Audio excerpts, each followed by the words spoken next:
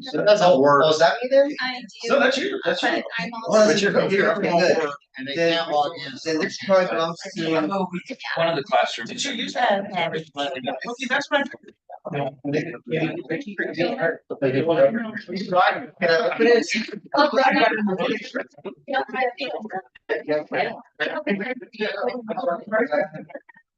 Oh, really? Yeah. Yeah. It was just. No clues as to who might want.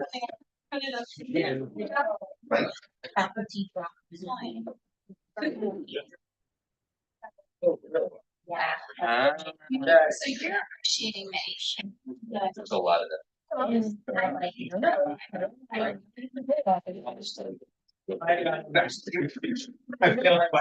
Luckily, I think it.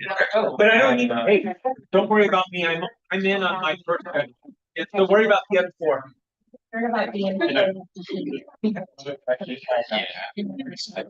see. I don't think I remember once I get in on my life.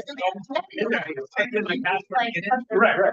I know my. And I remember I got mine. I know yours too because I never changed it because I never. We didn't get for different meetings. Right.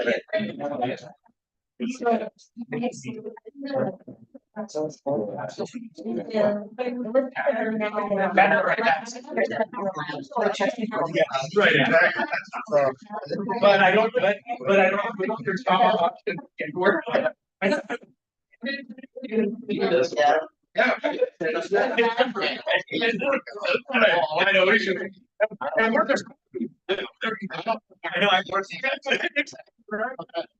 I mean, hey, I was where we're going to get in on my. That's right. That was actually really smart. I actually.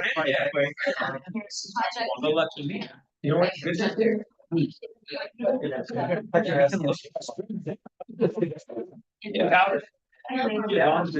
screen. So I am the one that he's. No, that's McConaughey. They have a very. And we had that. Very disappointed.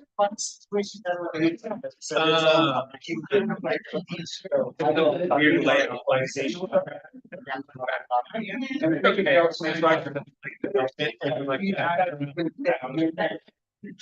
You know how it works? Yes. I think you should down all. Is it a dash? No. Where is Hey, Mom, we all let one. Yeah, we got. Well, look, it's. Okay, so speaking of, so there's no dash. Just the 4 or 5. I'll find out if that's me. I'm gonna use right there. That one. And the number, no. All right. Password. You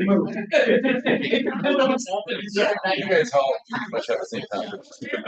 So whoever gets in the picture, It says username. Right. It says username. Right. Okay. Well, I also. so we start there.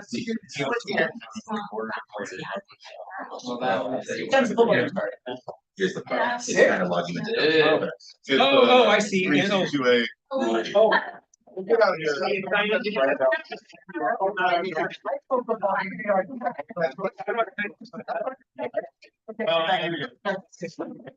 Just a long way. 5 years. No, you're about to five.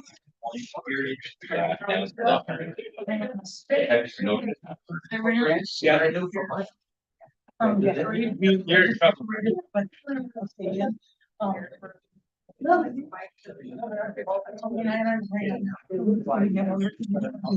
You're doing very good. There we are. I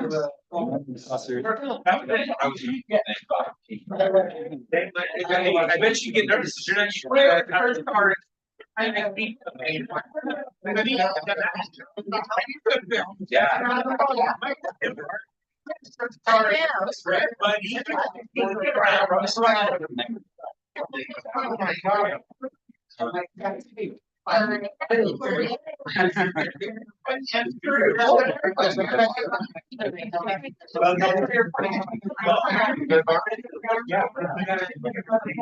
Okay. And. Yeah, we're. But we'll work on what? Oh, oh. I see. I will not be worried about autoclaves. See you. I'm sure. I'll go up and down.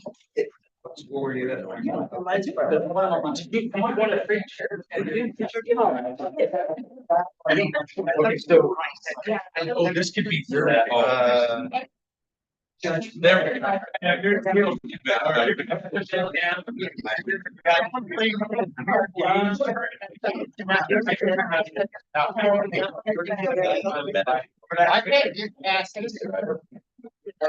Well deserved.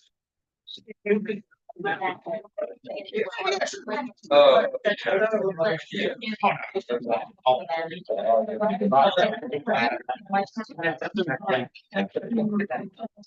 No. It doesn't. Oh, there we go. Better. Okay.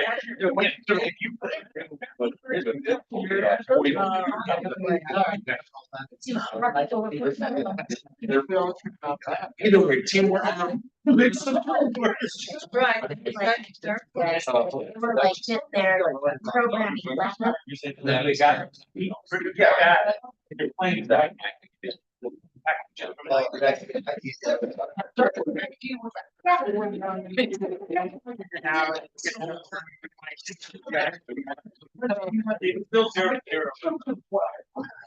They're in Philly. No, they're in LA. Why are they? It has. Nothing exciting. Oh, you know why? No, it is. We can lose it. We still. I can't do that. It's a little bit late. Mike and me. One. Yeah. Well, Always uses the right hand. yeah, because this thing wasn't working all the time, and I like going, increasing my screen so I can see. Can't do it. See, I know on Mac, I prefer to use my Mac. Use your Mac, yeah. They don't apply, or it doesn't work. You can use the guest network, it works. I'm using mine right now. Oh, no, for this one, it does, yes, Alright. but when you have your personal, yeah, your conversation.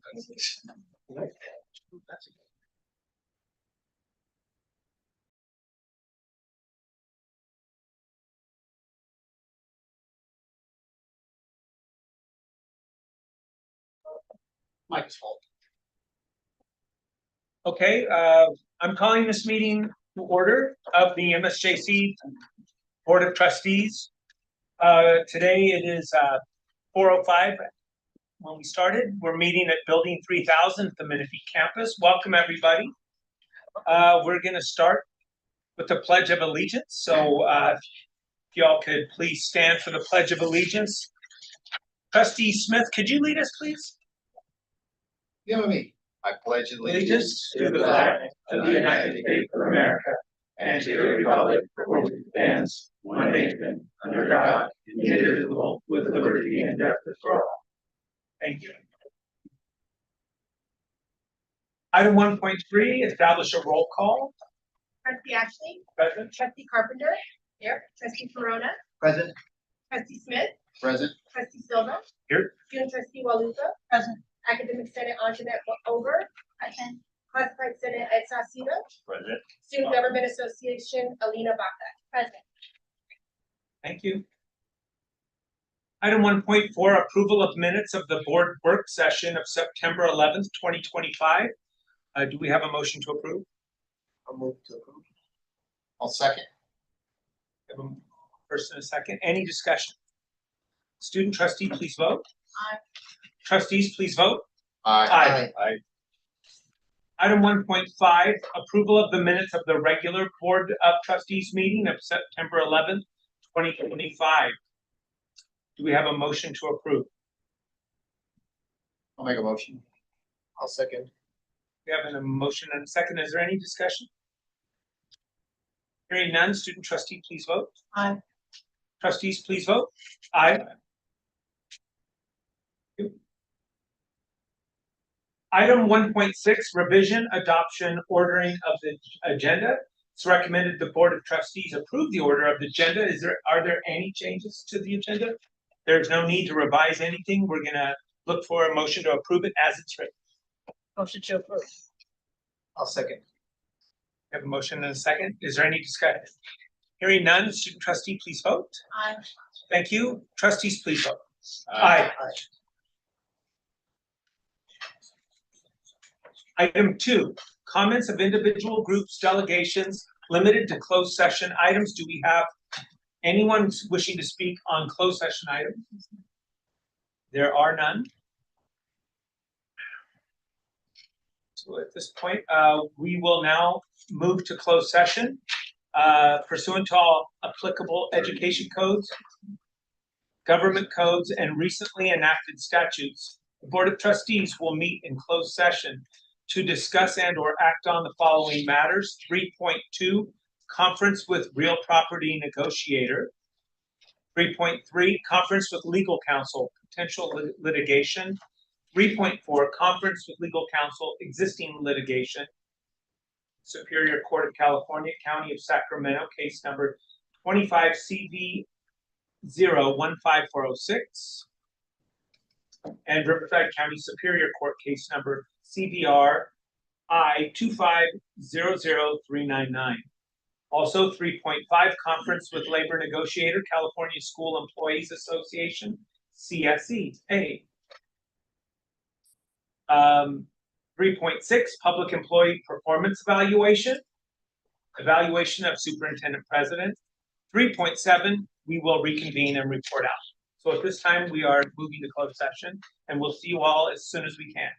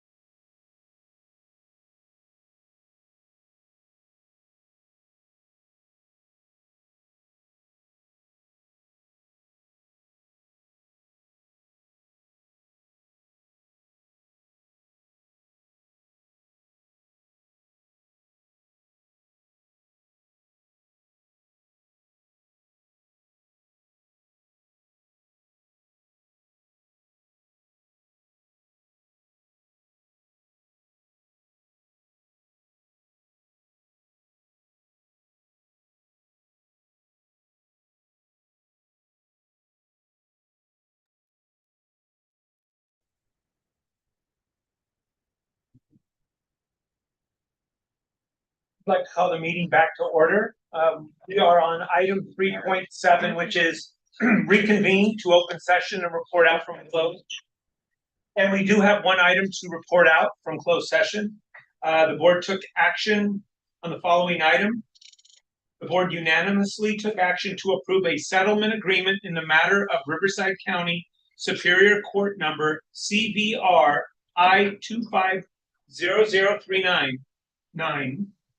The settlement agreement provides for a release of all claims and a dismissal of the case with prejudice. A copy of the agreement is available upon request. We are now moving on to item 4, comments of individuals, groups, delegations limited to agenda items. And we do have an individual speaker who would like to speak on two items. Dr. Anjanette Oberg would like to speak on item 5.4, and after that, 7.2. So we will afford Dr. Oberg 3 minutes on each item. So, welcome.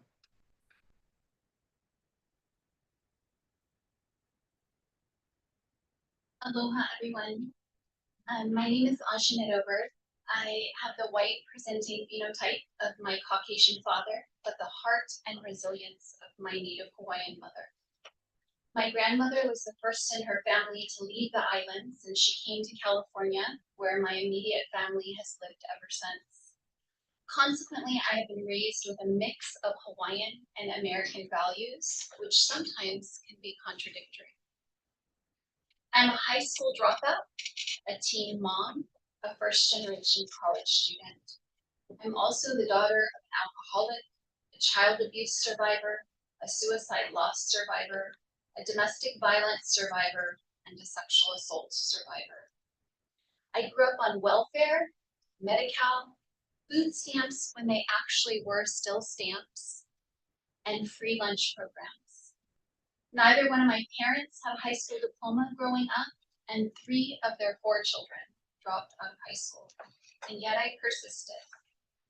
My mom was later inspired by my educational pursuits, and in 2007, I had the honor of participating in the same graduation ceremony with her from CSUSB, where my mother was awarded 2 bachelor's degrees, and I sat in the front row because I earned my master's degree that year. My mom went on to earn a master's degree in social work at the age of 61. And in 2021, I went on to complete my doctorate in social work in honor of my mother. It was also in that year that I was diagnosed with breast cancer. So thank you for honoring Breast Cancer Awareness today. It is also Domestic Violence Awareness Month for the month of October. It's also the month we celebrate Pride Month at MSJC. Through all of those lived experiences and based on my various social identities, I have become a fierce advocate that some describe as fearless. But I am not fearless. Indeed, I have fear. Even tonight, I step into my fear and I speak anyway. I'm afraid of upsetting and disappointing Roger. I'm afraid of not pleasing others. I'm afraid of the potential retaliation for me speaking up, but stronger than my fears are my convictions. And I believe the classroom and my seat at this table representing my colleagues are both sacred, so I will speak anyway in spite of that fear. I share those things with you tonight because I want you to know who sits across from you at the Senate table. And I want you to understand my positionality and perspectives that I bring to my role. They inform who I am and why I speak up. The other item that I wish to speak on is with regard to my colleagues seeking sabbatical. And I just want to pay honor and offer gratitude to Lorraine and to Lauren, who are on your agenda tonight. I want you to take note of the fact that they have served this institution with dedication and passion, and this is the first sabbatical for both of them. And I trust that their work and projects will provide value to the institution, but I also hope that they will also find some respite and some restoration and rejuvenation while on their sabbatical time as well. It is much needed for them and for all of us. Thank you for your time. Thank you.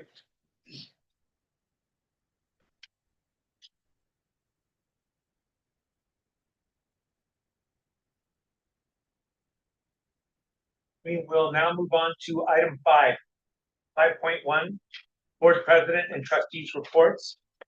We will start with Trustee Smith with his report. Yeah, I was privileged to present at the honor roll and also at the PLA closing along with Trustee Ashley and Trustee Corona. And then also the city of San Jacinto requested we do some filming for the state of the city that they're going to have. And we did that at San Jacinto campus. And then just recently I was also able to tour the San Jacinto campus to see some of the upcoming improvements they're going to do there. Thank you. Thank you. Trustee Corona, your report, please. Good evening, everyone. In September, I had the honor of attending the Elsinore Valley Municipal Water District's 75th anniversary celebration, where I had the opportunity to sit with representatives from Lake Elsinore and Wildomar, as well as with County Supervisor Karen Spiegel. The event was also attended by representatives from Congressman Ken Calvert, and also Assembly newly elected Tasha Johnson, as well as several other dignitaries. The keynote speaker of the event was Senator Kelly Siart, who delivered an inspiring message about collaboration and community growth. Later in the month, I attended the Paris signing auction, where I had the pleasure of reconnecting with our former trustees, Mr. John Mott and Ms. Emma. Always wonderful to see the families' faces continue to support education and community engagement. On October 2nd, I joined the trustees. Tom Ashley and Calvin Smith, our superintendent Roger Schultz, and even our very own Jackie Morrison at the President's Leadership Academy hosted at our Temecula campus. It was a meaningful experience to see leadership development in action and the commitment of our college community to growth and innovation. I'd also like to take this moment to recognize October as Cancer Awareness Month. It's time to honor those we've lost, celebrate survivors, and support ongoing research and awareness efforts that impact so many in our community. I will be attending the football game today, and if anybody is welcome later on today, I have extra pins. Such as breast cancer awareness. That has this one that says attitude is everything. This one says hope, and many more. Today I'll be attending our football game, as I mentioned, and I will be also on October 20th. I'll be attending the Riverside County Committee on School District Organization in San Bernardino. That event will be around 5:30. And finally, from October 22nd to 25th, along with Trustee Tom Ashley, I'm glad that he'll be joining me. We'll be attending. The event is called Reimagining Community College Innovation from a Changing World Conference in New Orleans, Louisiana. I look forward to bringing back insights and ideas that will continue to strengthen our mission and student success initiatives. That concludes my report. Thank you. Thank you, Trustee Corona. Trustee Silva. Oh, thank you. Sorry. No, it's okay. I forgot your name for a second. That's okay. It happens frequently. So I wanted to thank our Elena and Claudia for the shirt. Thank you. It's very touching. You'll be surprised what a free T-shirt gets you. I mean, it's appreciation and applause. Thank you. Thank you. I'll keep my remarks brief for this evening because, like many of you, I'm looking forward to tonight's homecoming football game. First, I want to thank the board and staff for supporting the pivot to hold this meeting at the Menifee Valley campus so we can participate in the homecoming festivities. I truly believe it's important that the board lead by example and remain visible and engaged across all of our campuses. Too often, trustees in community college districts across the state only see their college from the boardroom. They drive onto campus for a meeting and then they drive home. That's not what engagement looks like. Our students, faculty, and staff deserve to see us out there, attending events, celebrating their accomplishments, and showing genuine connection to the communities we serve. Tomorrow evening, I'll have the honor of speaking at the MSJC Athletics Hall of Fame banquet at the Fairfield Inn and Suites here in Menifee. Among those being recognized are Brittany Thomas, who's a women's basketball standout, Dennis Smith, who's a former basketball and football star, Dan Nelson and Dr. Thomas Jackson, both honored for emeritus service, and the 2018 women's basketball team who brought home the 3C2A state championship that year, the first in MSJC history. I'll be sharing some reflections from that championship season as I had the privilege of contributing in a small way, stepping in to keep stats for the team whenever head coach Chris Mosga couldn't. It was an incredible experience to watch that group's drive and teamwork firsthand. And with that, I would like to wish everyone a happy and safe Leif Erikson Day, and I hope to see many of you cheering for our Eagles at tonight's home game. That concludes my report. Thank you. Trustee Carpenter. Thank you, Trustee Ashley. I have no report tonight, but I do want to acknowledge that this is Domestic Violence Awareness Month, and that at Rotary today, I was in the same room and come to find out that Daisy shared that who is part of I forget what department. Oh, yeah. Yeah, she there are students, I was surprised to learn that there are students that have utilized the services of the shelter here in Menifee, which is a regional domestic violence shelter. And that sadly, we have students that have utilized their services, and thankfully we have those services that they utilized, and Daisy or MSJC actually put them in touch with that organization. So as victims, we hope that that there'll be survivors coming out of it. The other thing, of course, it is Breast Cancer Month, but primarily started Breast Cancer Month, and I want to acknowledge all those warriors that have been through that, women and men who have had breast cancer and are now also survivors, and pray for those that are going through treatment today. And that concludes my report. Thank you, Trustee Carpenter. I'd like to begin my report with a thank you to the Student Association for my breast cancer awareness t-shirt. I will wear it, and I'll wear it running, because I've run many races on various Susan B. Komen 5Ks and 10Ks on their breast cancer awareness, and I always wrote my mom's name on there because my mom is a breast cancer survivor, and so it means a lot to me. Furthermore, I would like to thank Roger once again and Jackie for her work on it, for another successful President's Leadership Academy workshop, professional development. I love going to the closing ceremony where we get to hear like the testimonials of like what everyone's learned and how they have planned to apply it. I always feel like I'm walking in on something really personal. You can tell that everyone's been through a lot by the end of that, but you're just there at the end. And so it feels a little awkward, but I think I've made it to almost every single one of those.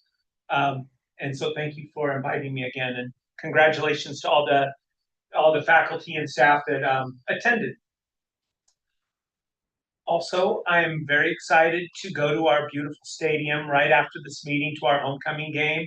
I can't wait. I have a friend meeting me that's gonna watch the game with me, and it's gonna be really exciting. So I'll try not to make this meeting go unnecessarily longer than it needs to be, but we will make sure it goes as long as it needs to be to do the job right.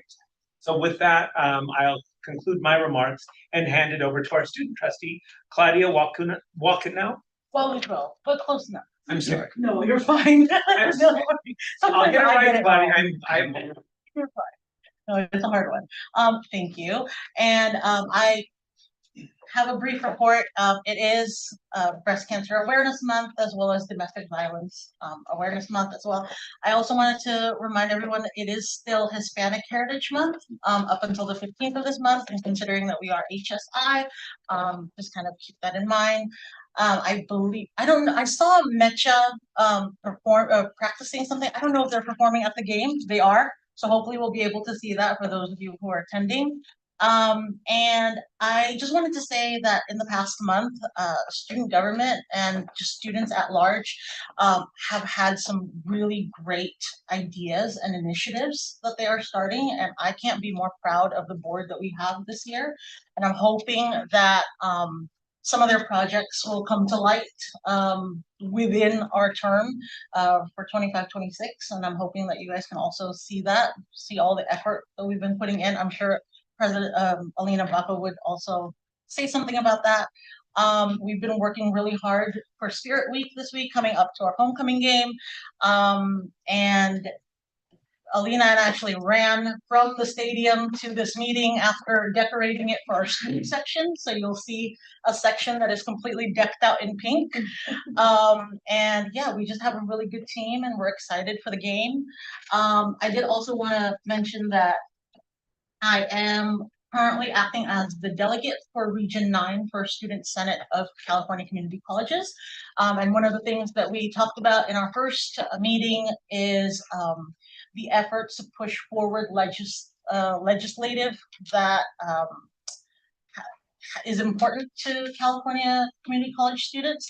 And some of them were recently passed, including SB 98, which requires schools to notify students, faculty, and all other persons on campus if there are immigration officers.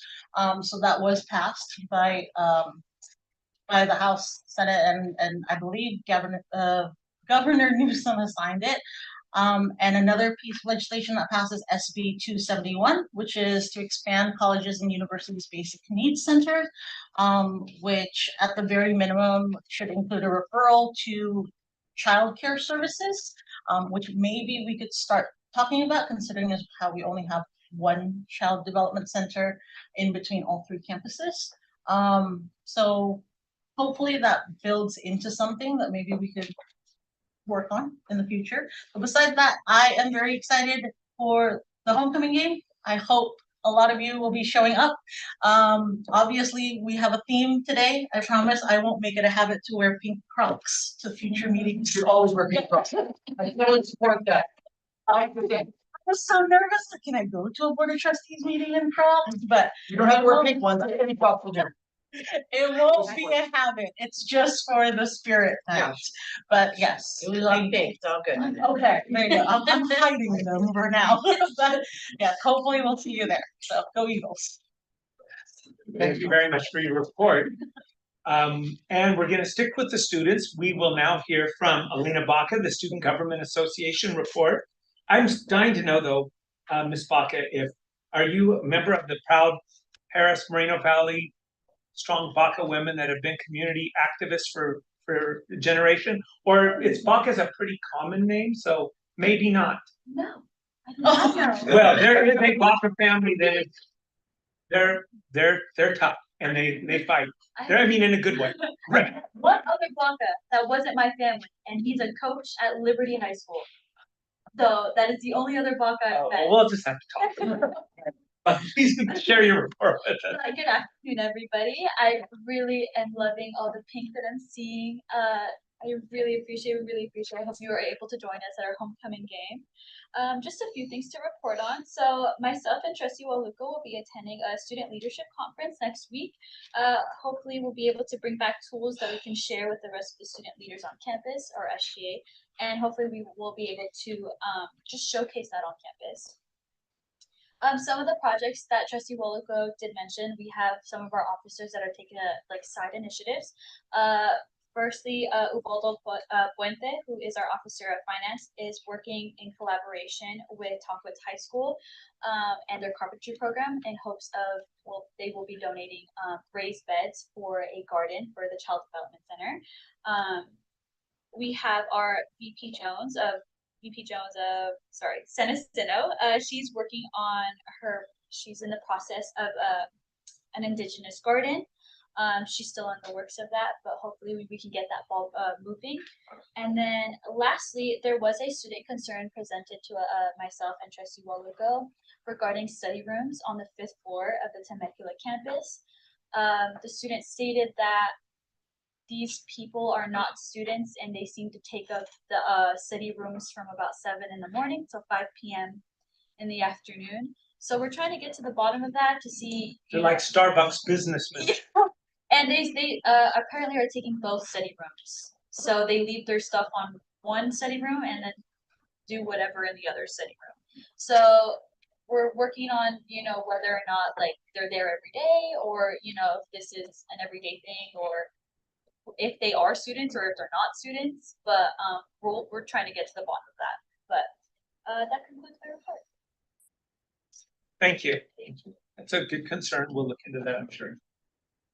Well, moving on now to 5.4, Academic Senate and Jeanette Oberg.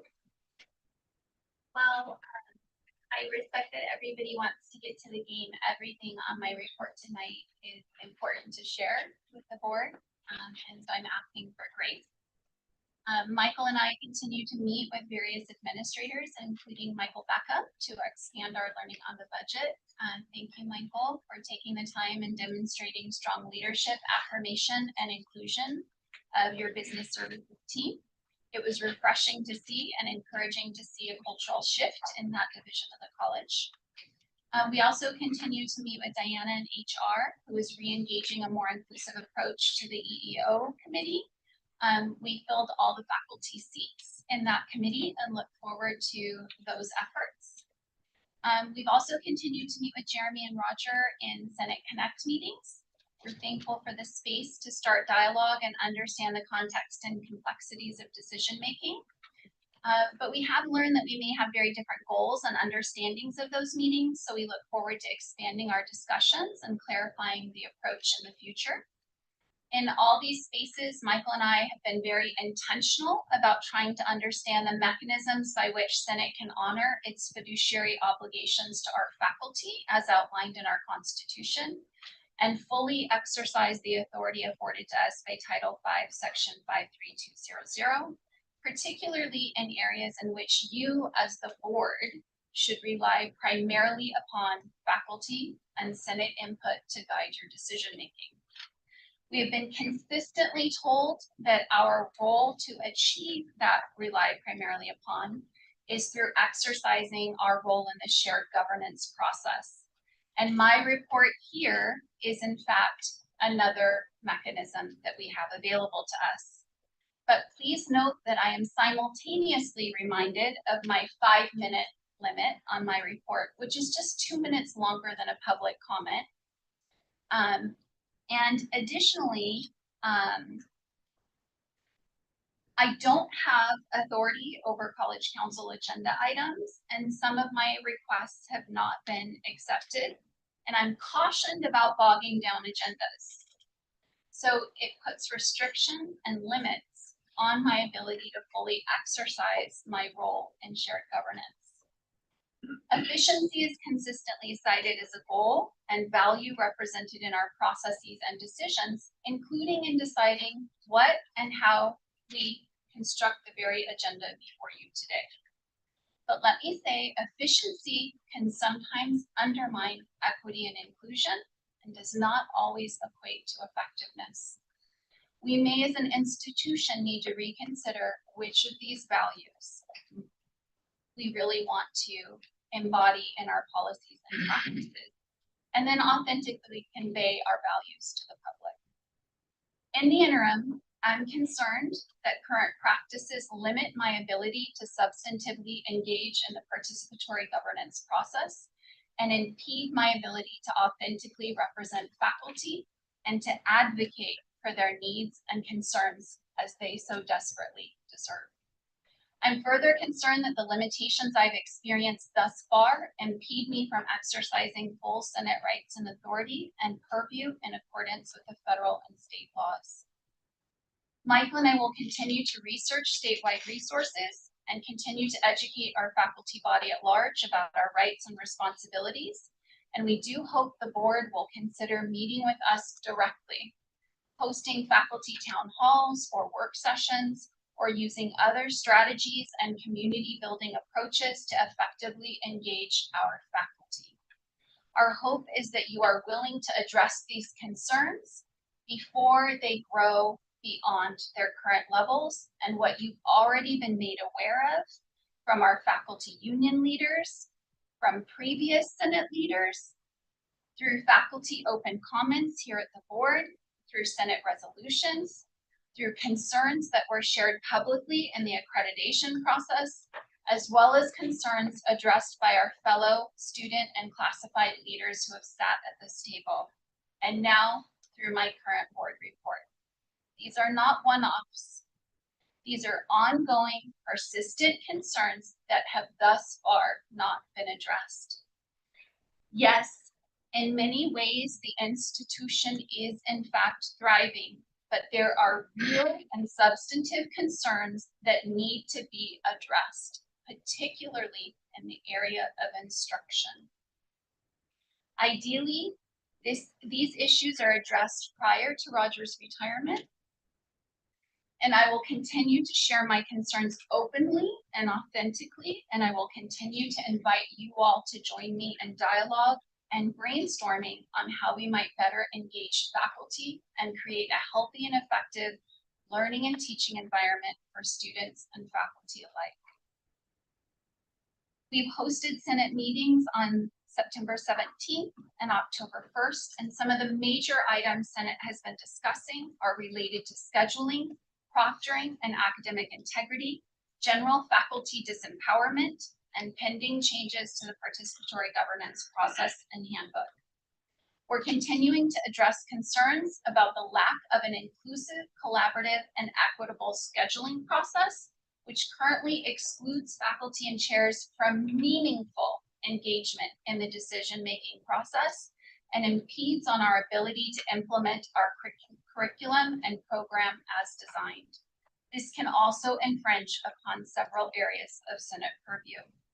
We're engaging in dialogue about the lack of access to effective proctoring, inability to fully verify the identity of our students enrolled in our courses, and the lack of access to effective AI detection tools, all of which raises questions about academic integrity and the validity of student success outcomes that are otherwise being celebrated. As part of that conversation, we're also addressing concerns about persistent disregard for faculty voice here at MSJC and the many ways in which we are disempowered, with some faculty demonstrating clear signs of learned helplessness and hopelessness, that things will never change, so why bother trying? Well, I'm here before you, committed to continue trying, to continue to commit myself to advocating, and to go down fighting for my colleagues. You may recall that a resolution came before you last semester by our former Senate leadership, and our Senate asked for proctoring resources. They are utilizing a hybrid structure to allow for in-person testing, yet they did not get any constructive response. We are doing a pilot of the hybrid. There are challenges, but there is still a desperate need for proctoring services. Some faculty feel that our faculty requests, whether done informally, directly to administrators, or through formal actions such as the resolution, are consistently minimized, discredited, and disregarded altogether. I've watched that occur here in board meetings when questions are directed toward administration, but Senate is not engaged in conversations on matters that fall under rely primarily upon. This is deeply concerning, and I'm hoping you will partner with me to change that approach and to proactively address the overall faculty deficit culture that exists, where administrators make derogatory comments to us and about us in meetings and in other spaces, where they use dismissive jokes as greetings, where they attempt to intimidate us and dissuade us from speaking up, and even engage in behaviors that many faculty perceive as retaliatory. Some of you are in education, and I know that you know those types of work cultures are not good for faculty, and they are not good for our students. And I ask for your partnership in making positive change and offering effective leadership that aligns with our broader institutional values. Transformation starts from within. Finally, the last thing I will share with you today is that academic Senate was not able to support the equity plan as drafted, which is before you tonight on the agenda. Faculty shared public comments and senators engaged in robust dialogue. There were concerns that the plan as written does not provide enough specificity and detail in our strategies to support some of our most vulnerable populations, including our LGBTQ+ students, undocumented students, Hispanic students, and other vulnerable student populations. The tone of the current plan is not consistent with the institutional values we have so passionately adopted in the past. We are told this plan aligns with the Chancellor's Office guidelines, and while the Chancellor's guidelines can serve as minimum standards that we must achieve, we as an institution can choose to integrate higher standards for ourselves and our students. Senators attempted to request changes to the document, but we were informed that institutional research was seeking support for the plan as written, and the plan would move forward as written to IPC and the board here today with or without Senate support. Therefore, we did not support, and instead we voted to request changes. Our minutes and the detailed changes we discussed will be forwarded to institutional research for future consideration, and we would be happy to work with them if they're willing to consider additional edits. Tonight, the plan is just an information item, but this will come back as action next month.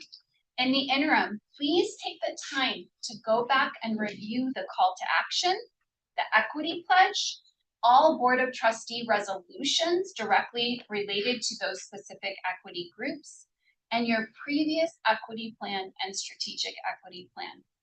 Also, consider what is currently happening at the national level and the fact that some of our students are actively being targeted in the current political climate. For some, school is their only safe state. Are we honoring our institutional values by not boldly committing to affirming and supporting those diverse identities, needs, and honoring the premises and commitments we made to them in past plans? You, as the Board of Trustees, are the ultimate decision-making body. All of us, Roger, administration, all committees, and Senate are just recommending bodies to you. And so we ask, you have done well to empower Roger to guide much of our decisions here. Will you also empower faculty? Will you empower us to also contribute to those decisions? Mahalo for your time and thoughtful consideration of the points and concerns I've shared with you this evening. Thank you. We'll now move on to item 5.5, classified Senate. We have a new classified senator. Trustee Ashley, thank you. Can you introduce yourself, Ed, I don't think everyone else knows you. As the new guy around your campus. You are. Yes. No, for those of you who don't know, my name is Ed Saucedo. I've been with the district for 21 years. And before deciding to do this, I was a union president for CSCA for our chapter here for over 10 years and did about a total of 12 years with the union itself. So I'm not a stranger to representing the classified staff. Unfortunately, it's sundown almost. Yeah, in a couple minutes, I'll be 4 days that I've been president. So please be patient as I put together the team. We had other people step up as well. They'll be joining me. And as we look for other classified staff members to join our team. And I look forward to working with, as we have in the past, with board and the EC and everybody else to do the work we need to do on behalf of our students and make them all successful and just do what we all signed on to do since we first came here many years ago. And again, I apologize, but only been 4 days into it, and I hope to have more for you next month. Thank you, Mr. Saucedo. Thank you. We'll move now to item 5.6, Superintendent, President, and Executive Cabinet. I just have one quick item. I'd be remiss if I don't recognize we have a great honors program. And our long-standing honors leader, Eric Oslins, just been named by the NCHC as the 2025 Ron Brandolini Award for Excellence at a 2-year institution. So that is a major award for him, and just shows a lot of the great work that he has done in service to our students. So that concludes my report. Yeah, everything's been covered that I was going to mention, except for one thing. And just like Jeremy recognized one of our faculty, it's important to recognize when one of our board members has a special honor bestowed upon them. And this month, the city of Menifee has highlighted and designated our hometown hero as none other than our trustee, Carpenter, and it's part of the video series. Well, I think it's on YouTube. So if you're interested, hometown hero Menifee, October, YouTube, Carpenter. Thank you. Thank you. It's a great honor to have you recognized by the city for your contributions to our community. It is. Thank you. There's many more that do much more than I, but I do appreciate it. Congratulations. I'll conclude my remarks until next month. Okay. Well, with that, that was the shortest superintendent and cabinet report for a while. We're going to move on now to item 6.1, which is the approval of the consent calendar, the consent agenda. The superintendent president recommends approval. Is there, last chance, is there anyone that wanted to remove an item to discuss individually? Okay, hearing none, I will call for a motion to approve the consent calendar. I'll make a motion. Second. We have a motion and a second. Is there any discussion? Hearing none, will the student trustee please vote? Aye. Trustees, please vote. Aye. Aye. Consent agenda is passed.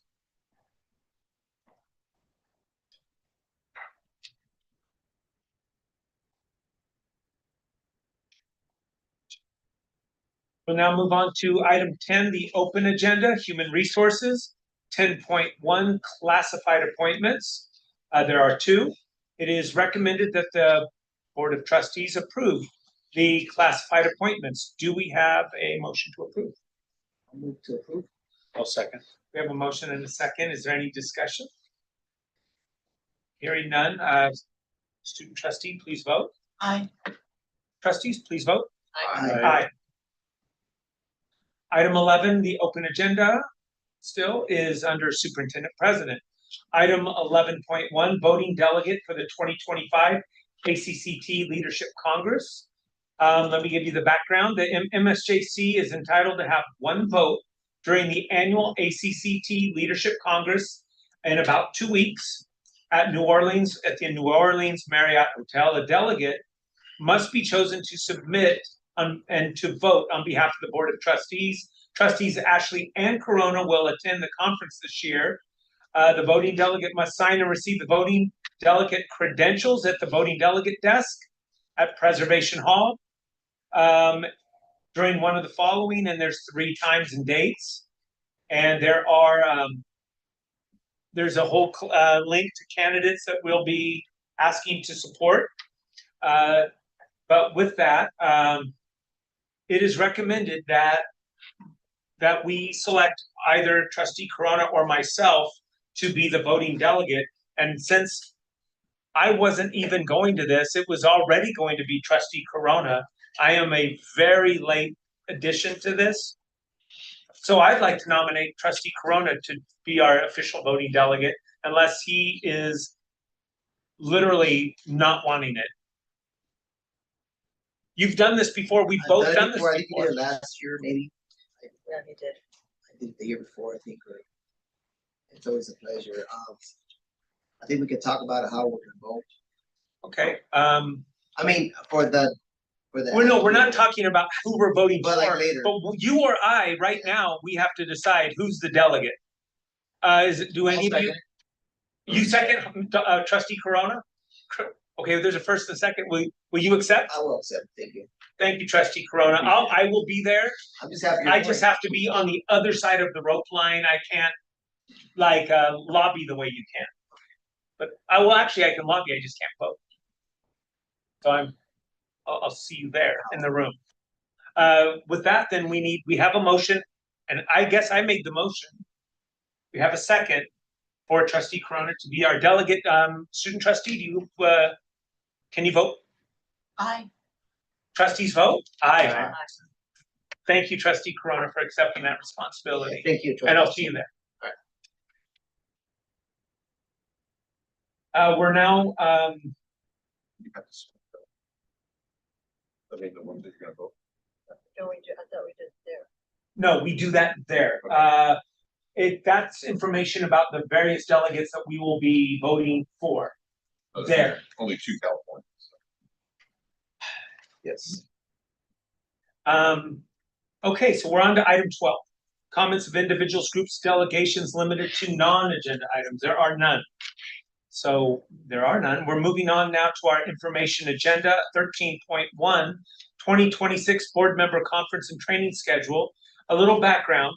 An annual review of the yearly schedule of conferences and trainings for board members was established in November 2024, just less than a year ago.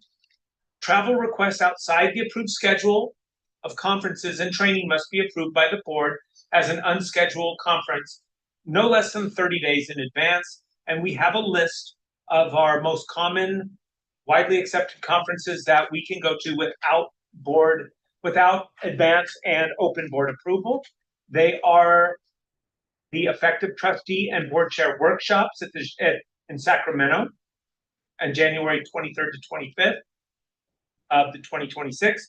The 2026 annual legislative conference, January 25th and 26th at the same Sheridan in Sacramento.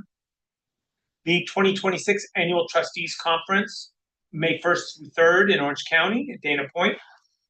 The 2026 annual convention in November to be determined. The Association of Community College Trustees National Legislative Summit, which is held in Washington, D.C. at the Marriott Marquis. The 2026 ACCT Leadership Congress in October 21st of this time next year at the Hyatt Regency in Chicago. So those are our pre-approved conferences. Anything outside that will be need individual approval by the whole board. Do I have a motion to approve this list of conferences? Oh, this is just an information agenda. My apologies. So there it is. You've studied that. And it will come back next month for approval on that. Item 13.2, another information item. Student Equity Plan 25 to 28. Dr. Citlali Gonzalez, Dean of Student Services, and Anna Sterling, Dean of Institutional Effectiveness, will provide an overview of MSJC's 25 to 2028 Student Equity Plan, including the collaborative development process, the statewide goals, and metrics established by the California Community College Chancellor's Office, and the timeline for institutional review and adoption. Dr. Gonzalez, Dean Gonzalez and Dean Sterling, so that was a lot to read. I should have just handed it over and let you. It's all good. So as mentioned, we're here today to talk to you and provide you an overview of the development process for our student equity plan and present the draft document to you. So I'm going to start out with our development timeline. So this plan is prescribed to us from the Chancellor's office. I'm going to go into the different areas and aspects of the plan, but the timeline is somewhat also dictated to us by the Chancellor's office. It is due has to be adopted by the board and submitted to the Chancellor's office by November. So we took that due date and worked backwards in our development cycle. So we started the initial planning for the student equity plan in January of 2025. We presented the timeline to the institutional planning committee and began talking about the different aspects of the plan. We had to wait for the Chancellor's office to release the metrics and the data, which we're going to talk to you about in a moment here. And as soon as we had that information, then we built our strategy development focus group schedule. We presented that schedule to institutional planning committee, at which time we received feedback from members of that committee that the dates or some of the dates that we originally had planned to conduct those focus groups would be less effective because some faculty would be on contract. One of them was during spring break. And so we made changes to the dates for those focus groups to accommodate schedules to provide as many opportunities as possible for folks to participate. We also added a virtual focus group option for folks who were not able to participate on campus. And so we'll tell you a little bit more about that in a later slide here.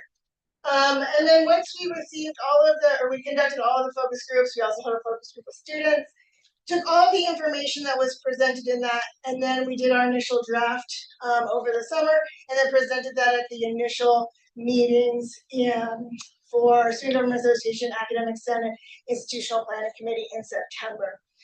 So now you'll see we're in October with our next draft. So once we presented that initial draft to those various groups, we then opened our feedback cycle and provided feedback from September, it was September 3rd, was the first, September 3rd through the 26th. So almost the entire month of September to receive feedback from anybody who wanted to provide that feedback. And we also took feedback from those various committees, made some changes to the initial draft, and then presented it back to those groups in October, as well as y'all are seeing it in October as well for that initial draft. And then it will come back to you next month in a final draft format for adoption. So that's kind of the initial timeline development of the plan, and we'll go through a little bit more in depth what different parts of that looked like throughout the process. So in the draft, you're going to find there are multiple sections in the plan. The first three sections are the executive summary, overall summary, assurances, which are required that you've read all of the governing laws, the reflection from our previous student equity plans, and then the meat and potatoes of the plan is the student equity plan metrics. So that is the information that's provided to the chancellor's office about the various groups that are experiencing disproportionate impact based on the populations that the chancellor's office identified using the chancellor's office methodology. So you will see in each one of the metrics, which we're going to tell you what those are, there are 5 of them, you will see that there are various different populations that are disproportionately impacted. We'll also tell you what the goals for the plan are overall, and then we're going to talk to you a little bit about the strategies. And the strategies, again, is where we held those focus groups to receive that information from employees and students across the district. And then at the end, you'll see that there's an intensive focus population. We'll tell you what that means. There's a section about student education plans, and then alignment with the Vision 2030 goals. And so we're gonna briefly touch on all of those different points as quickly as possible. Yes, okay. Hi, good evening. So the metrics that Anna was referring to are here. The 5 metrics is successful enrollment, completed both math transfer level math and English, persistence first term to secondary term, so fall to spring or spring to fall, and then completion and transfer to a 4-year university. Completion, for instance, is degree attainment or certificate attainment versus transfer, which students can do without obtaining a degree. And so you'll see here the disproportionately impacted groups and where they fell along the metrics. And you can see here some of the check marks can quantify where most of our target population, where they were falling along the spectrum of the metrics. So as mentioned, those various populations, again, as identified by the chancellor's office, and when you review the draft, you will see the exact data is included in the draft. So you will see each population that has been identified, what the actual number of students and percentage of students for that population that would have to be served in that metric to attain one of the 2 goals. So one is to eliminate that disproportionate impact, and then the second goal is to fully close that equity gap. And so you will again see the specific percentage and number for each one of the populations that are identified. And some of them, while they are experiencing a disproportionate impact, you'll see that the number to close the gap is relatively small, maybe under 10 students that we would have to serve to be able to close those gaps. So all of the data is included in the report. So in each one of those sections, go back one so you can see.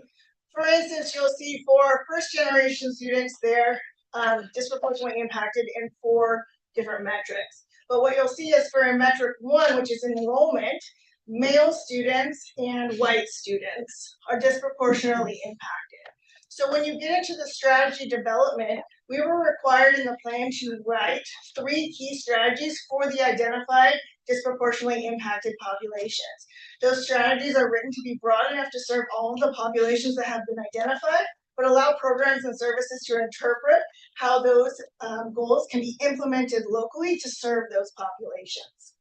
In addition to the required strategies for the populations that were identified, we were also provided the opportunity to provide an additional strategy for the overall student population. So these would be strategies that are not targeted explicitly at one of the disproportionately impacted populations, but would help to serve all students in all capacities.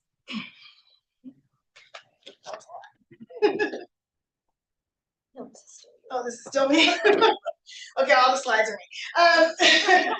So as I mentioned with the strategy development, we provided 5 opportunities for faculty and staff to participate and provide feedback for developing those strategies. Again, with those very specific data points were provided to the participants, and then they were asked to help write the strategies to target those various populations.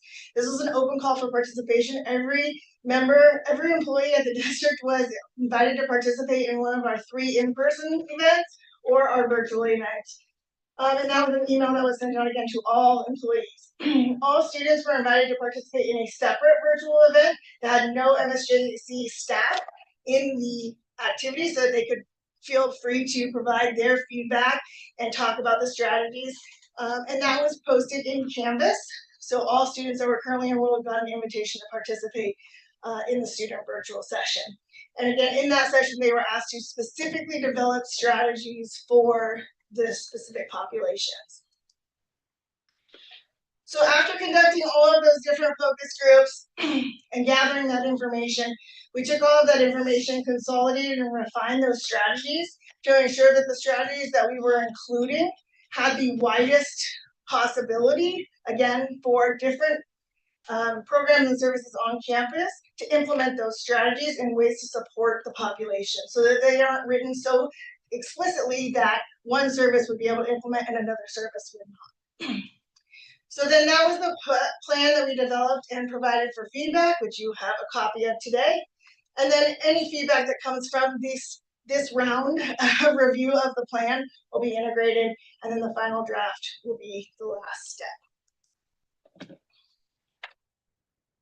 So as part of the plan, we were asked to identify intensive focus populations. And so first generation students, as you may have seen back at the chart, were falling into most of the areas for the DI metrics along that spectrum.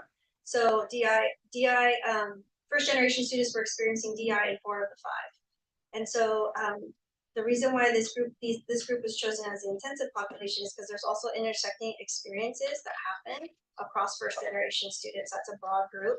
And in addition, there's a representation of broad student population. So lots of people can identify as first generation students. So by focusing on the target population of first generation students, not only do they fall within most of the metrics as experiencing DI, they're also casting sort of a wide net to support most students that identify as first generation college students. So there is a section on educational plans. And so development of this plan was also conducted with counselors. So counselors were able to participate in this and provide feedback. The chancellor's office asked us to look at data from fall 2022, spring 2023, fall 2023, and spring 2024 to identify how students are obtaining comprehensive ed plans by the end of their first term and by the end of their first year. And so we looked at that data that was pulled using the chancellor's office metrics, and we're able to develop strategies and sort of disaggregate it to understand who was experiencing DI, and asked to identify strategies for those groups as well as all students. And so then the last section asked us to talk about explicitly how these various programs and services at the district, which are part of the Vision 2030 goals, are aligning with the strategies that are included in the plan. So in this section, you will see for each one of these different areas, for example, veteran services or student financial aid, you will see how those departments are working again in alignment with the strategies that are in the plan, in addition to any other strategies that they believe will support and help close the gaps for students across the various metrics. So every single one of these plans has a separate section in the overall plan. You will notice also that there are some character count limits, which is important to know because some of the things we had to reduce some of the feedback from the various areas to fit into the word counts, but we tried to be as comprehensive as possible with this alignment section. It's also important to note that, again, this plan is prescriptive from the Chancellor's office, so in previous plans, this vision or this alignment section, included different populations, which may or may not be included in this current plan for alignment. So you may see differences. And so that's been one of the pieces of feedback that we've provided throughout this process, is that the different plans as they come from the Chancellor's office, they are different every time we're asked to produce this plan. And so things that were in previous plans may not be in the current plan. And so these are the populations that we were asked to write alignments for this plan. So I was trying to be fast. The next steps are review the whole plan, again, the comprehensive plan, all the metrics, all the data that's there, and provide feedback via the president's office if there's any information that or changes that you'd like to request. And then we will bring back the final draft for adoption at the board. Questions? Yes. Question on slide 5. I mean, can you give a theory of why this is the case? Like This one? for instance, yeah, slide 5, that's it, yeah. So I understand first generation students, math, English, right? Black or African American students impacted, you know, it happens also at our school district. As for the LGBT and non-binary students, do you have a theory, you know, why this is for math and English, why they're impacted? I mean, that's part of the process, right? Find out why. So I'm not gonna theorize as to why they would be impacted in the explicit metrics that they're impacted in. But again, the strategies are developed to help those populations be successful in those different metrics, yes. I had a question, but I could ask it after the meeting. It's about the plan. I have a question. Yeah. You mentioned that you had opened September up for feedback, and I know I had shared some of my concerns through student government meetings, but I was wondering if you had received any feedback and how, and if so, how you work to implement that into the updated draft. Yeah, I mean, so not to get into too much of the details, but we did receive feedback. Anna and I worked very hard to sort of amalgamate it and make sure that we were, again, creating strategies. So for instance, for math and English, when there's 3 groups that are experiencing disproportionately impacted, who are disproportionately impacted, what are the strategies that can sort of be an overarching guide, right, a vision to be able to support all of those groups. So we were changing language and making sure that the language is more inclusive. It wasn't deficit thinking. It was creating opportunities for services to be implemented based on the language that we were selecting. And we did that sort of with all the feedback within each of the areas. So you have to look at that metric and those groups and how your language is then saying we're going to address all these groups with these strategies. So trying to be as inclusive as possible, yet still identifying the need. I had another. No, please. So I just wanted to share a little bit about the concerns that I had mentioned in the student government presentation, in the approach that was taken for this. In that I had asked if there was an effort to specifically ask these disproportionately impacted student groups on how they, what they think would help them in the long run. And I believe the answer was that no, this was open to all students, which I completely understand, that it was a matter of inclusivity. I do have to say, however, when student government voted on this, we didn't actually get a chance to review the updated draft. And that's at no one's fault. It was just a miscommunication error. It just got lost in the email process. And since we did vote, and SGA did vote in support of this unanimously, since we voted, I did have a chance to read through it. And I'm sorry to say, but I do still have the same concerns in that I feel that this is a matter of looking at inclusivity versus equity. So inclusivity is everyone being invited to participate, right? And no one being targeted, which I completely understand. Equity, however, in my opinion, means that we are ensuring fair access, representation, and voice for those who have been historically marginalized and underrepresented, specifically for our campus. If we're opening the survey to all students, we're being inclusive, as far as I understand. Everyone can contribute. But in practice, that approach can dilute or even silence the voices of the groups that we're trying to support. So, I mean, disproportionately impacted students may be less likely to see the survey or even respond to it. They may feel hesitant to openly speak if they think that their feedback won't be understood, or they might just be outnumbered. So I feel like, to me, it's still important to be able to get the point of view specifically from these disproportionately impacted students. So with now being able to read the updated draft, I know that I had voted a certain way through student government, but I do have to reconsider my position on this, since a lot of the language that I've seen in it said that it was student focused and student centered, which is great. However, it does not address the student groups that we are trying to help out. But question for the student, would you agree that that's pretty accurate, or would you think? I believe that, and I know that data is provided through the chancellor's office, I believe. But I mean, personally speaking, I fall under multiple of those groups, and I did not see the invitation to take the survey. That might have been a me thing. That's why I didn't want to bring that up. Like, I might have just missed it. However, I'm thinking that for other students who are in my position, and I'm in a pretty sweet spot as far as getting access to these surveys through SGA. And when you guys were doing the survey, I believe I might have already been, in the president's role. So I should have seen it.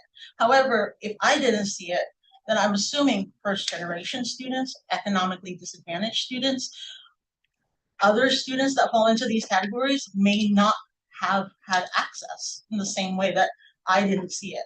So that's just my own personal thing. But I believe in the data. I just don't know if I agree with the approach that was taken. The approach to craft the strategies, just to clarify. The approach on gathering feedback. So I absolutely value what you're sharing, and I think the student voices, I just want to emphasize that the student voices don't stop and end here in this process, like this one, as you saw the timeline of the quick, like, sort of process that we engaged in. I think it's an ongoing process. And for sure, like I was just, in reflecting what you're saying. So for instance, for Metric 5, transfer to a four-year university, the strategy is to incentivize early transfer preparation. That's the overarching strategy. But when you look at the DI populations, I think it's upon the people who are implementing these strategies to ensure that we're looking at our equity plan as we are asked to in our program review and in all of our activities, to ensure that we're incorporating those groups and taking action in consideration of what we're seeing here as we incentivize transfer preparation groups. So I don't think there's any perfect process, and I really valued that feedback, and it was really helpful to be reflective and to really think about how we move forward and ensuring that more students are able to engage and just being better at that. So I thank you for that, and I think it's really, really important. But I also just want to emphasize that I don't think that student feedback process ends with this. I think it's an ongoing process. I know the counseling department does make attempts to survey our students. We really like to check in and make sure we are thinking about how we can better get feedback from students. So I just want to respond by saying thank you. I hear you, and I also think that the strategies, this work doesn't stop here. You know, getting that student feedback, being more intentional about the student feedback we're getting for the specific groups is the work that we're charged with as we implement and as we design the strategies to ensure that we're closing our DI groups. The groups that are experiencing DI. Sorry. I did just want to add, thank you so much, by the way. I know I really appreciate, taking the time to explain that. I did also want to add that I brought this up during the September presentation as well. And I had hoped that since then there might have been some an acknowledgement of maybe we should talk to specific student groups. And I don't know that I've seen that in the draft that I saw.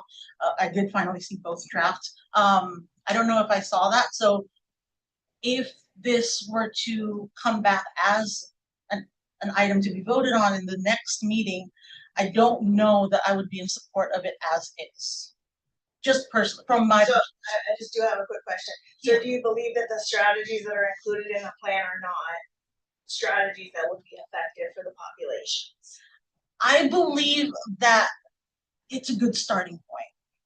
However, I do believe, how can we be equitable to students if we are not asking the students that are disproportionately impacted how we can help?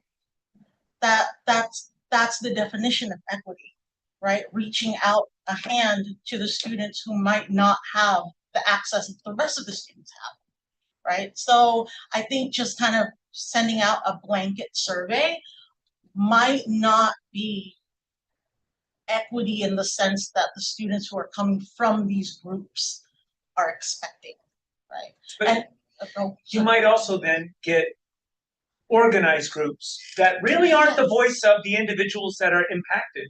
Like, let's get together and say, here's the problem. It's our problem. And the impact happens individually. It's an individual answer of why you're struggling. I mean, then you need staff to aggregate. Wow, there's 38 individuals that all never got past this part of enrollment, or they didn't re-enroll, but I guess what I'm trying to say is, I don't know how to do, I like inclusive surveys, everyone gets them. And I believe to some extent it's staff that needs to say, we put it out to everyone, and value when you see, you might get that nugget from an impacted student. You say, this is an impacted student, and this matches other impacted students. But kind of like going to a group of impacted students, I don't know that that's better data. When you get people in groups, you get also groupthink where they all say, let's all say this answer what we want. This is the problem. And sometimes the individual problem is an individual problem. It's transportation. And they're in a group where everyone else is saying we need a student center. But for that one person in the group, they just couldn't get to school. And their computer was too old and they don't have Wi-Fi. And so I'm saying,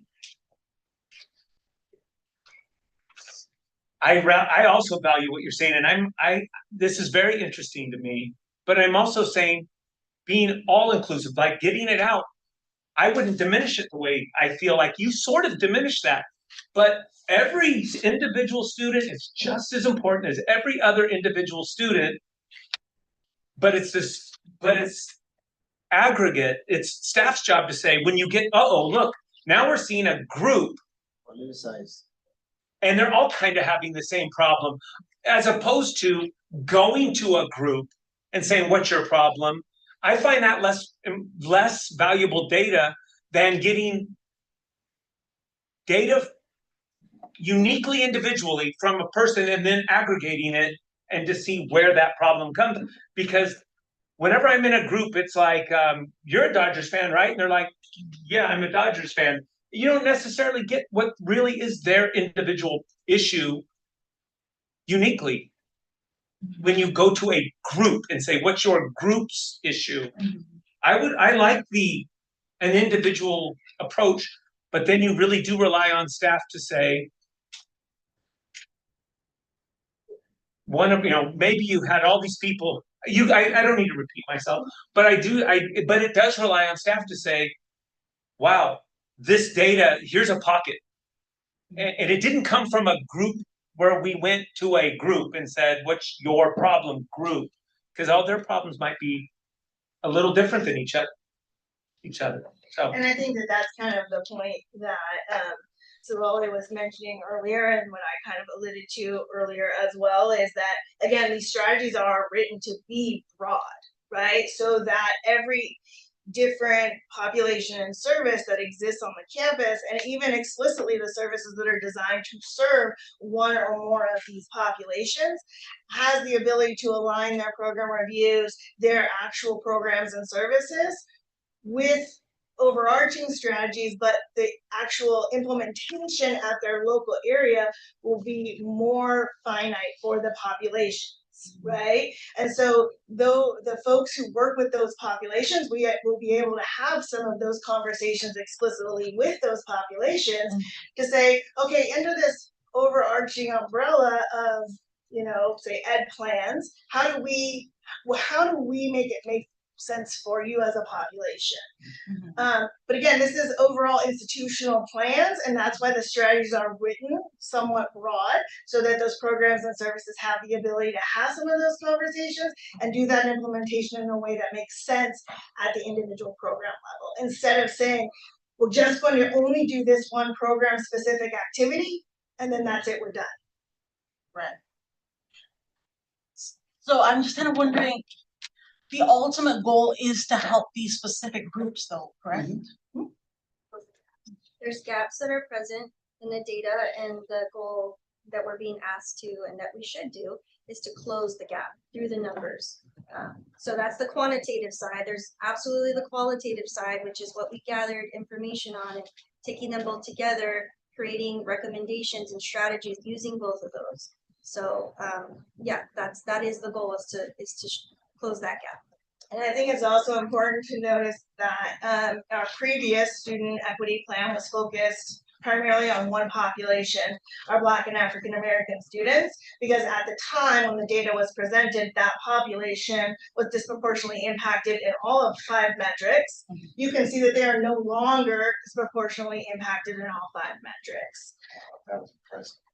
So again, it's taking these strategies and being able to implement them in different ways across the institution to serve the different populations.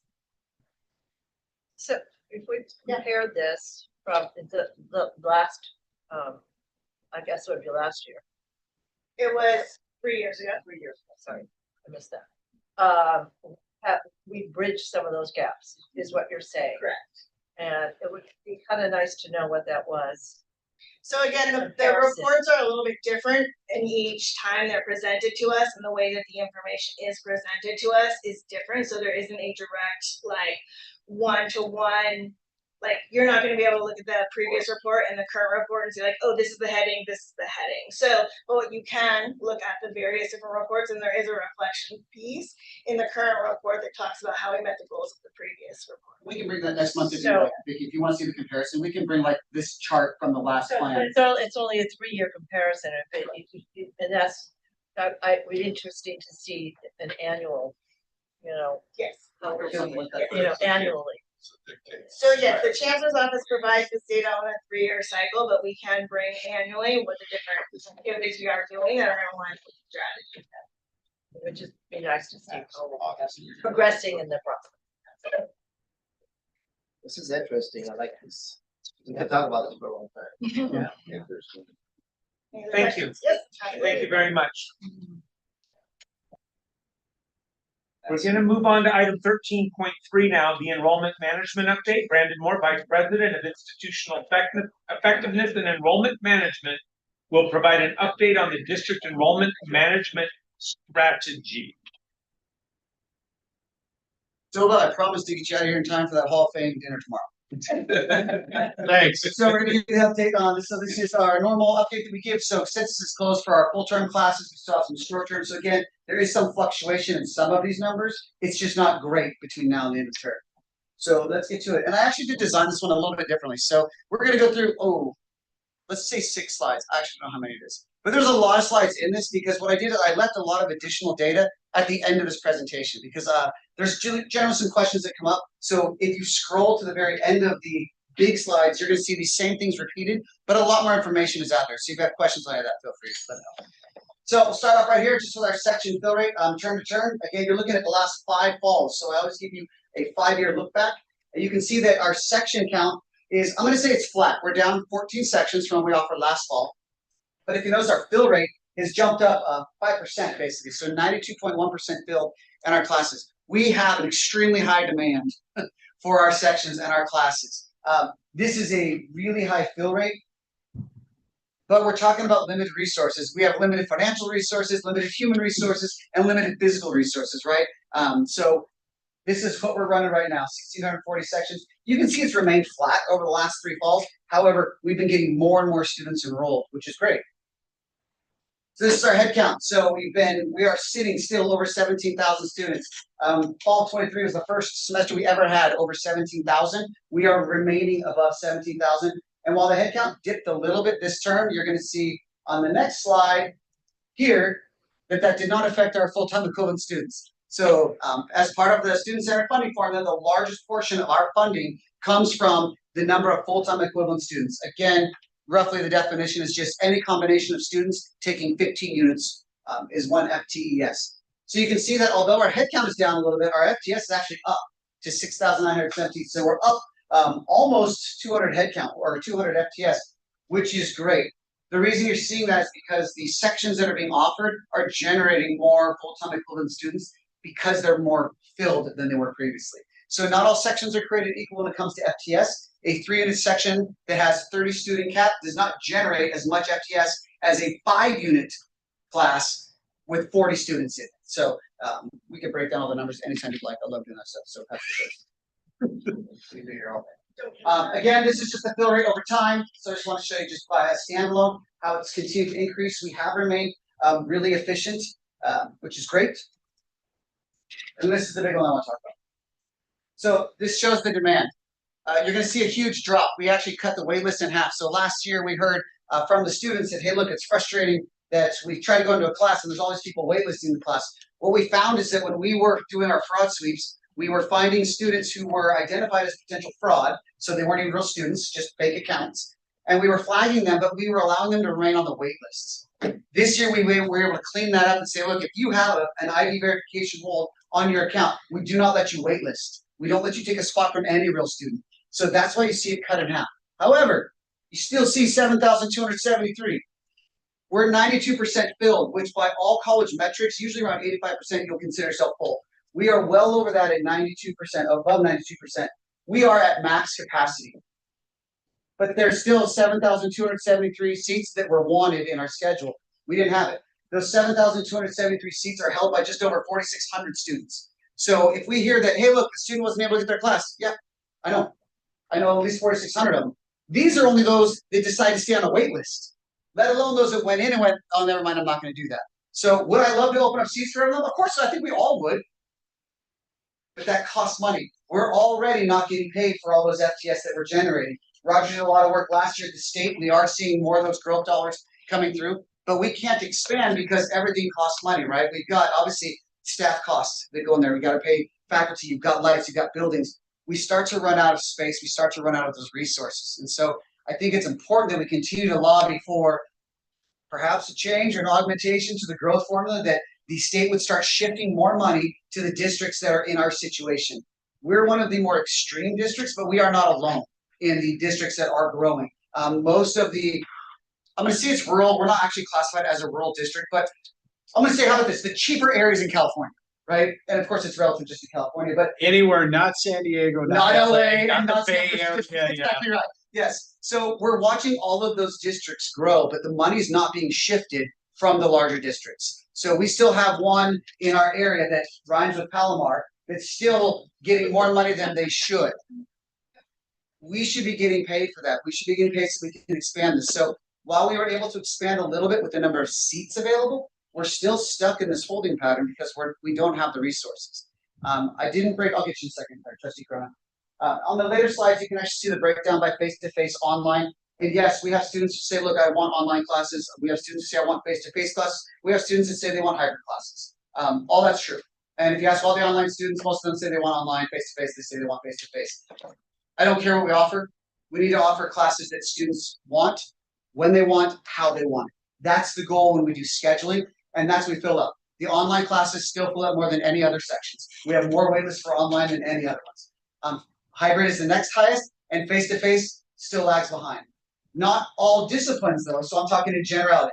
You have some English and some math and some of the other general ed classes. Yeah, they pack out in the face-to-face classes. So we continue to try to add those.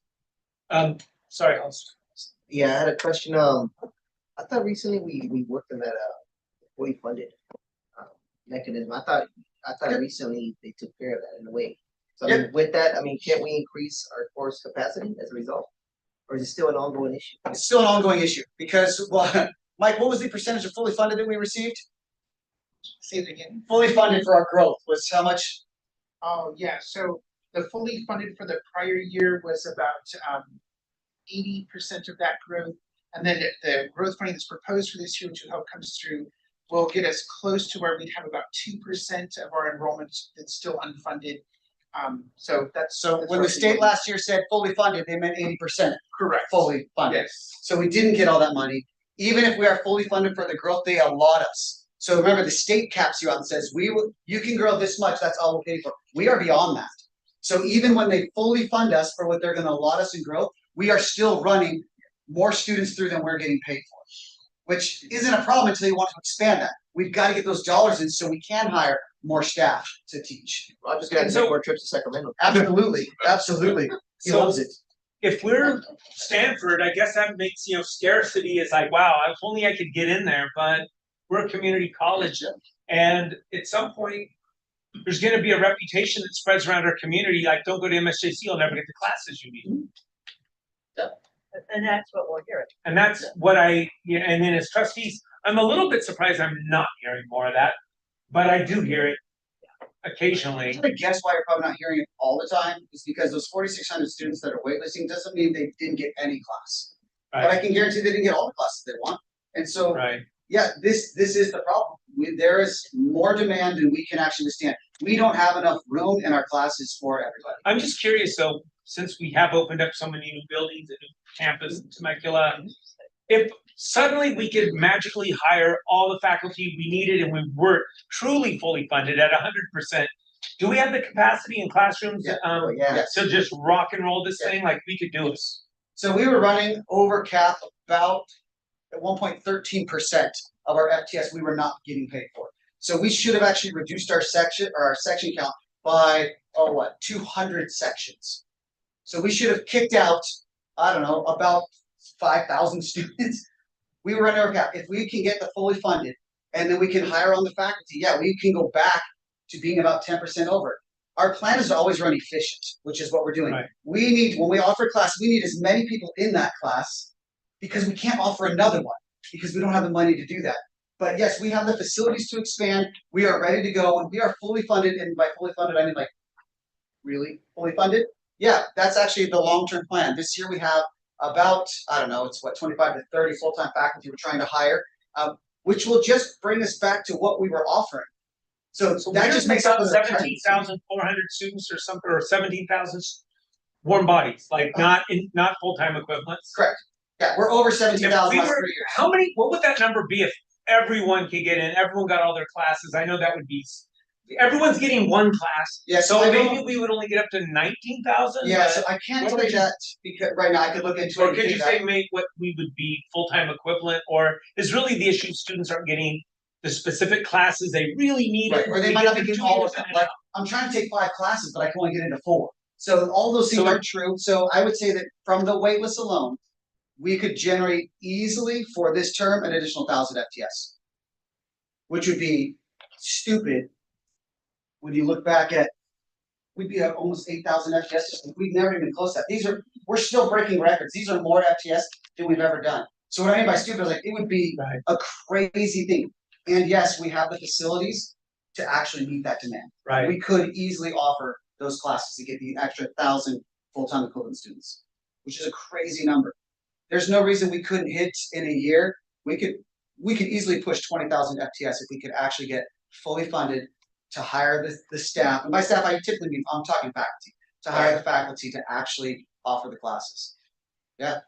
Already, if I'm not, they didn't, years before, I remember that students would not go from San Jacinto Correct. to Menifee to take the class Correct. here. Is that still prevalent? Yeah, so when you look at a face-to-face class or any class that has an on-campus portion, so our hybrid classes are like that, yeah, you still see upwards of 88% of the students taking a class at the San Jacinto campus come from San Jacinto or Hamilton. Same thing for this campus coming from Marietta and Wildomar, and then same for the Temecula campus. So our students typically do not go across the district, except for specific programs, right? You want automotive? Go to San Jacinto. You want nursing? You're coming here. So we still see that to be true. We also see that when we offer more online sections, a higher percentage of students from the San Jacinto Hemet area take those classes in any other area. Why is that? I don't know, but that's what they are.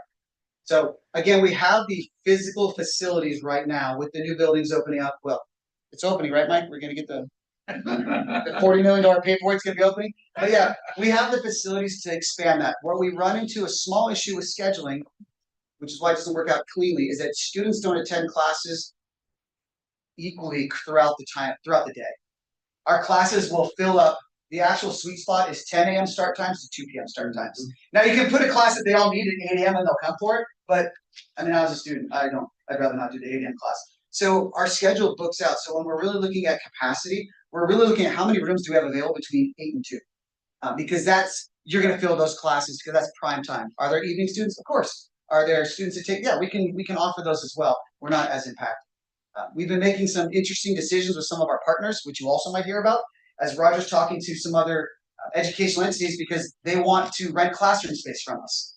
And they want to lease it for 1, 2, 3 years, and they want it between the hours of 8 a.m. and 2 p.m.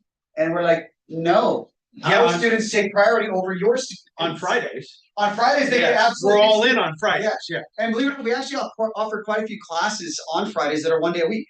So students will come to me like, yeah, I'm gonna take this 4-hour stats classes 1 day a week. And again, if it's a critical class, they'll do it. You could offer anatomy and physiology any day, anytime. Right. Yeah. Right. Well, Okay. So Sundays at 6 a.m. They're like, that's terrible. I'm in. Yeah. So, yeah. I'd like to hear from academic senate or classified senate. Are there other factors that could increase our class capacities? So when you're talking about the modality that they're offered and we have students enrolling in higher rates of online, that's because we're mostly offering online. We have consistent complaints, including it's been experienced in my own department where we try to request a hybrid or a face-to-face for equity purposes and we're denied. Or we no longer initiate the first draft of the schedule. It is done by the administrative only committee and then sent to us.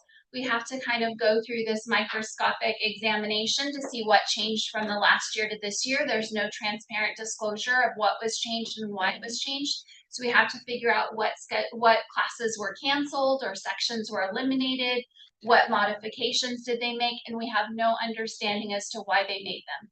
Then we have to go through a process where we have to lobby them now, and now we have to explain what we want and why we want it, and we have to go through this process where we have to now provide evidence, even though the data in the past may have shown that it was an enrolled and successful course. And I'll share with you, like, for me, not having a faculty member and a chair at the table, like I just went through this and it was just addressed today. We requested a hybrid class. It's a research methods class. I'm a social scientist, so when you're talking about methodology and what's an effective way to gather data, that's what we do in this class. We are an applied research methodology class. It's a hybrid class, so we're already splitting the time with students in half. Half of it we would meet face-to-face and half we would meet online. Then they took, for efficiency purposes, it's not necessarily that students only want from 10 to 2, we're like cramming all our face-to-face and hybrid offerings in that slot. but they took that now half a class and divided it across 2 days so that it could conveniently fit in their 1 hour, 15-minute allocation. I have a 4-unit class. It needs some modification, right? You can't put me into a box. And there isn't an opportunity for the faculty, for the chair to be at the table, having the conversations, involved in the decision-making process. There's not an opportunity for students to be at the table. And there isn't consideration for individual department needs and equity considerations. Psychology produces a ton of revenue for this college. We are one of the top departments in terms of our FTES, in terms of our degrees. So we produce enough in our formerly 101, but our C1000s, that can help allow us grace when we might want to offer a face-to-face or hybrid at SJC that's going to be lower enrolled, no doubt. But it is also the modality that meets our equity commitment as a department to support those students in the way that they need to be supported to succeed in a class that's required for them to get their degree in psychology. So we need that voice at the table. So what you see on the screen right here is where the wait lists are. So again, I understand students want face-to-face, they want hybrid, and they want online. They're waitlisting online. So that's where they're selecting classes to go. We take a lot of things into consideration when we're building the schedule. One of the things that we also look at, because students do have a voice, it's called their educational plan. So every student comes in, they pick a plan. We actually look at, hey, how many students are actually needing seats in this general ed area? How many students are in this major that need this class right now? And because of the limited resources, yeah, there are times where you look at a class and you say, this class is generating 12 students per term, or this other class where we're kicking out 800 students and we need to offer a class that offers 40. So there is a give and take, again, because of the limited resources. The reason the classes are offered at the time that they're offered is because that's where the demand comes in. We've moved classes in the evenings before. They don't fill as well after 4 p.m. Some classes do okay, not all of them. So there's a lot of details that go into the schedule development, but you can see the waitlisted seats for fall 25. The classes in the top right over here. So English is the highest, 450 waitlisted seats. Comm is next, anatomy is next, allied health is next, political science, and then psychology, chemistry, math. Those are the number one class next to it. That's the class with the most waitlisted seats. Another element that we look at are the course maps. Those are developed by the departments, by the faculty to determine, hey, when you come in fall term or spring term, here are the classes you can take. There are times where departments schedule classes that aren't even on the map. So you're like, hey, this class is supposed to be offered in fall, not in spring. We need to make those adjustments. So the faculty are the ones developing those. The departments develop those. And again, the student ed plans, that's one of the big drivers for us. And then just following student demand to where they actually go. So again, this is at the end of the presentation. You can scroll down, this is one of those extra sheets that's on there. And this one is filtered just for fall 25, so you can see those areas. And obviously, Anjanette's correct that psychology is a big FTS generator. The top 2 generators are math and English. They generate over 25% of our FTS. Math and English are larger than the entire career ed department. The next highest department is biology, and it's under 4% of the FTS. How's communication? Communications runs about 3.1% of our FTS. Roger would like that number to be higher. I'll take it a communication. So and it doesn't mean that they're not as important, right? The only reason math and English are so high is because there's not a degree that you can get that doesn't require math and English. But then you've got all the other general ed classes that you're seeing there, the comm, the political science, the psychology, even the math. You're seeing those pop up there. So we can happy to give additional information at any time, so we can talk about all that stuff. But are there any other questions on this one? Again, this is in the current presentation. You can just, I don't know how many pages there are. There's a lot, but technically my presentation ended there. Thank you, Vice President Moore.